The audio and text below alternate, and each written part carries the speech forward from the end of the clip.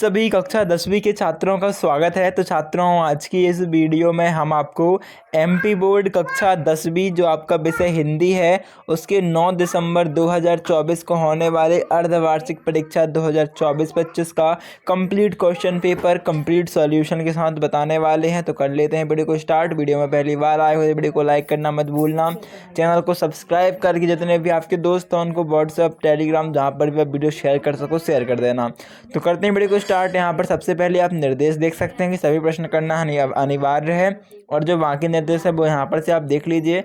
यहाँ पर सबसे पहले छात्रों पहला प्रश्न है, सही विकल्प चुनकर लिखिए में छायावाद के आधार स्तंभ कवि नहीं है। तो कौन नहीं है?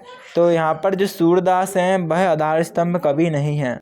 इसके बाद दूसरा क्वेश्चन है, नंद नंदन का उपयोग किया गया है। तो नंद नंदन का उपयोग जो है किसके लिए किया गया है? उद्धव, गोपियों, सूरदास से कृष्ण के लिए। तो ये कृष्ण के लिए किया गया है। काव्य के भेद होते हैं, तो श्राव्य काव्य, दृश्य काव्य या फिर कह लो महाकाव्य या खंड काव्य, है ना। ये काव्य के भेद होते हैं दो। ठीक है। इसके बाद है नेताजी का चश्मा पाठ की विधा है। तो कौन सी विधा है? नेताजी का चश्मा जो पाठ की विधा है छात्रों वो कहानी विधा है, आपका राइट आंसर रहेगा। और इसके बाद आपका अगला क्वेश्चन है, जिन मूल शब्दों से मिलकर समास बना है उनमें से पहले शब्द को कहते हैं। तो पहले शब्द को छात्रों हमेशा पूर्व पद कहेंगे क्योंकि वो पहले आता है यानी कि पूर्व में आता है। तो पूर्व पद। और माँ ने भोलानाथ के घाव पर क्या लगाया? तो पिसी हुई हल्दी, राइट आंसर रहेगा। अगला क्वेश्चन, सूरदास जी मुख्यतः खालिस्तान रस के कवि हैं।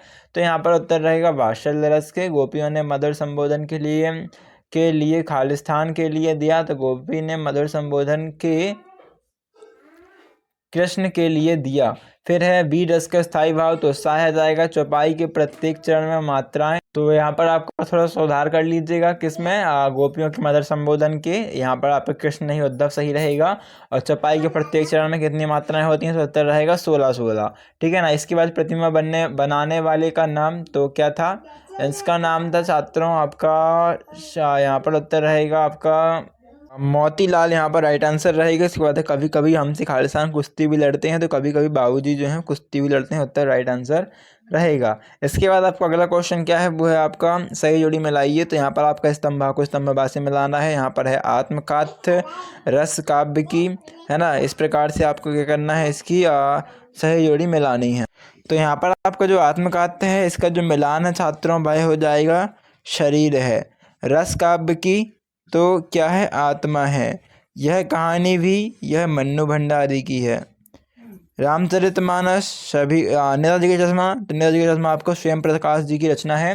रामचरितमानस जो है वो एक महाकाव्य है। और माता का आंचल जो है वो रचना है किसकी? शिव पूजन सहाय की। यहाँ पर आपका राइट आंसर रहेगा। यहाँ पर सत्य सत्य चयन करके लिखिए में जो पहला क्वेश्चन है, गोपियाँ कृष्ण द्वारा चुराए गए अपने मन को वापस मांग रही हैं। तो यह बिल्कुल सत्य है। इसके बाद है वीर व्यक्ति अपनी प्रशंसा स्वयं करते हैं। तो यह आपका असत्य है। रस के 7 अंग हैं, तो यह भी असत्य है। 4 अंग हैं।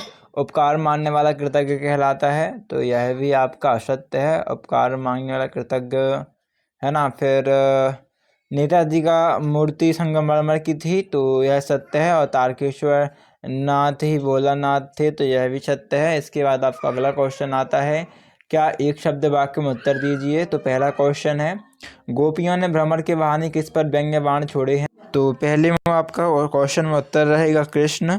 ओके। इसके बाद है आपका अगला क्वेश्चन, सूरदास भक्ति काल की किस शाखा के कवि हैं। तो दूसरे में उत्तर आ जाएगा आपका भक्ति, है ना। भक्ति शाखा के कवि हैं। गणों की कुल संख्या होती है, तो यहाँ पर आंसर रहेगा आपका 8। फिर आपका जो चौथा क्वेश्चन है कि कंपनी के काम के सिलसिले में कस्बे से गुजरात से कौन गुजरता था। तो यहाँ पर आपका उत्तर लिखना है आपको हालदार। क्या लिखना है आपको? हालदार साहब यहाँ पर आपका राइट आंसर है। इसके बाद जो आपका अगला क्वेश्चन आ रहा है, प्रतिदिन में कौन सी समास है। तो यहाँ पर आपका राइट आंसर क्या रहेगा? प्रतिदिन में कौन सी समास है? तो आपकी प्रतिदिन में आपकी अव्ययी भाव समास है। अव्ययी भाव समास। ओके। अगला क्वेश्चन छात्रों यहाँ पर आपका आता है कि बरखा के बंद होते ही बाग में क्या नजर आए। तो यहाँ पर उत्तर रहेगा बिच्छू क्या नजर आए, बिच्छू नजर आए। इसके बाद आपका छठवां क्वेश्चन देख लेते हैं, जो कि इस प्रकार है कि प्रकृतिवाद की कोई दो विशेषताएं, प्रवृत्तियां, नई कविता की दो विशेषताएं बतानी है, सूरदास की दो रचना एवं काव्यगत विशेषताएं, जयशंकर प्रसाद की काव्यगत विशेषताएं। पहले प्रश्न देखेंगे, इसके बाद हम उत्तर भी देखेंगे, तो वीडियो में बने रहिएगा। ये आपका प्रश्न 8वां देख सकते हैं आप, है ना, कि उद्धर के व्यवहार की तुलना किससे की गई, इसको अथवा देख सकते हैं।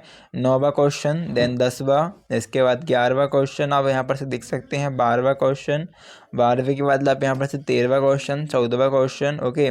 15वां क्वेश्चन देख सकते हैं। 15वें के बाद ये है आपका 16वां, 17वां, 18वां, 19वां, 20वां, 21वां, ओके, एंड 22वां एंड 23वां क्वेश्चन। तो अभी देख लेते हैं इनके आंसर। तो ये है आपका छठवें क्वेश्चन का आंसर, प्रकृतिवाद कविता की दो विशेषताएं। तो पहली विशेषता, दूसरी विशेषता, अथवा में जो क्वेश्चन था, है ना, उसमें आपकी नई कविता की दो विशेषताएं देख सकते हैं। इसके बाद है आपका सूरदास की दो रचनाएं, सुरसागर, सुरसरावली, भाव पक्ष और कला पक्ष आपसे पूछा गया है, तो वो देख सकते हैं। इसके बाद है आपकी अगली रचनाएं जो थी, किसकी रचना है वो देख लेते हैं। कमायनी किसकी रचना है, तो मुंशी प्रेमचंद की, है ना। यहाँ पर किसकी है, एक मिनट, जयशंकर प्रसाद की रचना है। तो ये देख लेते हैं जयशंकर प्रसाद की रचना कौन कौन सी हैं, तो वो आपकी रचनाएं हैं प्रेम पथिक, आंसू, चंद्रगुप्त, झरना, तितली। इसके बाद है आपका भाव पक्ष, इसका देख सकते हैं, कला पक्ष। इसके बाद आपका उद्धव के व्यवहार की तुलना किससे की गई थी, तो कमल के पत्तों से, जो जल में रहकर वैसे प्रभावित नहीं होते हैं उनसे, और जल में पड़ी तेल की बूंद जो जल में घुलती मिलती नहीं है उससे। इसके बाद है 8वें का अथवा क्वेश्चन जो आपका था, उसका उत्तर देख सकते हैं। इसके बाद 9वां क्वेश्चन का उत्तर पहले देख लेते हैं। 9वां क्वेश्चन है क्या, तो यहाँ पर फिर से देख सकते हो, आपका 9वां क्वेश्चन है क्या, परशुराम के विरोध करने पर लक्ष्मण ने धनुष के टूट जाने के लिए कौन से तर्क दिए, लक्ष्मण ने विरुद्ध क्या विशेषताएं बताई हैं, दो छंद की परिभाषा बताइए, है ना। तो लक्ष्मण ने परशुराम सम्मान कविता में लक्ष्मण जी ने वीर योद्धा की विशेषताएं बताई, ये आपकी पहली विशेषता, ये दूसरी, ये आपकी तीसरी विशेषता, ये चौथी विशेषता, पांचवी विशेषता। आपको भी 3 याद कर लीजिएगा। और लक्ष्मण के तर्क में परशुराम के क्रोध पर लक्ष्मण ने क्या तर्क दिए, तो ये आप 2 तर्क या फिर 3 तर्क अच्छे से याद कर लीजिएगा, कोई भी 3 तर्क अच्छे से। इसके बाद जब आपका 10वां क्वेश्चन दोहा छंद किसे कहते हैं, उदाहरण सहित बताइए, तो ये इसकी परिभाषा उदाहरण सहित देख सकते हैं, है ना। मानवी गण अलंकार किसे कहते हैं, उदाहरण सहित, तो ये भी आप देख सकते हैं। इसके बाद रिपोताज किसे कहते हैं, तो रिपोताज की परिभाषा आप यहाँ पर देख सकते हैं। आप 3 लाइन याद कर लीजिएगा स्टार्टिंग की। फिर मुंशी प्रेमचंद को उपन्यास सम्राट क्यों कहा जाता है, 12वां क्वेश्चन का अथवा है, इसका उत्तर देख लीजिए। एकांकी और नाटक में अंतर, महाकाव्य खंड काव्य में आप देख लीजिएगा, महाकाव्य में, है ना, क्या पूरी जिंदगी का वर्णन होता है, संपूर्ण जीवन का, खंड काव्य में जीवन के एक खंड का, है ना। यहीं पर बता देते हैं, आप तुरंत याद कर लीजिए, महाकाव्य में जीवन के संपूर्ण भाग का और खंड काव्य में जीवन के किसी एक भाग का। फिर महाकाव्य का आप उदाहरण लिख सकते हैं, महाकाव्य का उदाहरण है रामायण, सबसे बड़ा उदाहरण। और जो खंड काव्य का उदाहरण लिख दीजिएगा आप, कोई भी लिख सकते हैं, जैसे कि आप लिख सकते हैं सुदामा चरित, है ना, सुदामा चरित लिख सकते हैं आप, या फिर सुदामा चरित के अलावा आप जयद्रथ वध, है ना, जयद्रथ वध या कर्ण वध, इस टाइप से लिख सकते हैं। इसके बाद है आपका अगला क्वेश्चन, तो यहाँ पर आप देख सकते हैं मन्नू भंडारी की भाषा शैली और साहित्य में स्थान। उसके बाद अगला जो है स्वयं प्रकाश की भाषा शैली, साहित्य में स्थान। इसके बाद है आपका जो 15वां क्वेश्चन क्या है, एक बार देख लेते हैं। तो आपका 15वां क्वेश्चन कुछ इस प्रकार है कि भगत की पुत्र वधु उन्हें अकेला क्यों नहीं छोड़ना चाहती थी, मूर्ति पर लगे सरकंडे का चश्मा क्या उम्मीद जगाता है, तो इसका आंसर देख लेते हैं। तो यहाँ पर से आप देख सकते हो, भगत की पुत्र वधु जानती थी कि भगत ही संसार में अकेले हैं, ये 15वें का उत्तर रहेगा आपका। ये 15वें का 8वें का उत्तर आप यहाँ पर से अच्छे से पढ़ लीजिए। आगे के जो क्वेश्चन बचे हैं आपके 16वां से लेके, है ना, 22वें तक के, ये आपका अगला क्वेश्चन उत्तर बताया, अगली वीडियो में इसका उत्तर बताया जाएगा। 16वें का, 17वें का, 18वें का, 19वें, 20, 21 और 22 का। तो अगली वीडियो के लिए वीडियो को लाइक करना मत भूलना, सब्सक्राइब कर लेना अभी के अभी, है, चैनल को। और जितने भी आपके दोस्त हैं उनकी भी हेल्प हो तो उनको हर जगह वीडियो शेयर कर देना। मिलते हैं नेक्स्ट वीडियो पर, जब तक के लिए थैंक्स फॉर वॉचिंग, धन्यवाद।